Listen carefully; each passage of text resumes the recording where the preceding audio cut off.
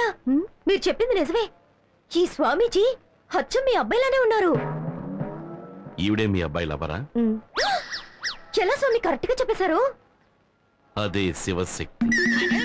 వీడు బాగా మారిపోయాడు స్వామి. పెళ్లి కూడా మీరు చెప్పిన టైంకే చేసుకుంటానంటున్నాడు. ఆ స్థాయికి మీ భక్తుడయ్యాడు. నిజమా? చాలా సంతోషం.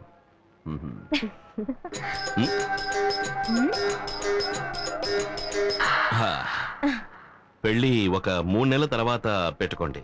అప్పుడే అందరికీ మంచిదనుకుంటాను. ఈయన చెప్పిన మాటల్ని అలాగే చెప్పేశారు మీరు. ఓ, ఆయన అలాగే చెప్పారా? అవును.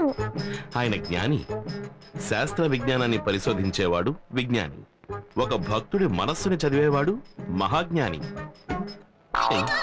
అది సరే కాని నా ఫీలింగ్స్ అర్థం చేసుకోకుండా పెళ్లినెందుకు 3 నెలలు వాయిదా వేశారు? అప్పుడే గురువు ఇల్లు మారుతాడు. అంతలో ఈయన మారిపోతారే? ఆయన మారడం గురించేగా చెప్తున్నాను. నాకేమీ అర్థం కావట్లేదు స్వామి. అది ఆధ్యాత్మికం. నీలాంటి అర్భకులకు అది అర్థం కాదు.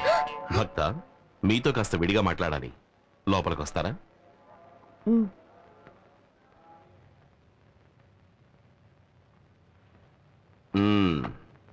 ఏమిటి స్వామీజీ, మ్యాటర్ అది ఎలా సాగుతోంది? అంత సక్రమంగానే సాగుతోంది.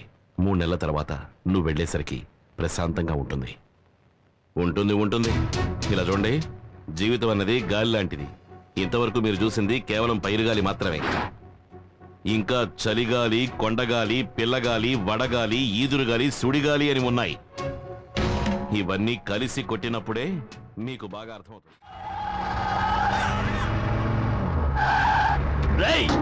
త్వరగా రండ్రా, పోనీరా,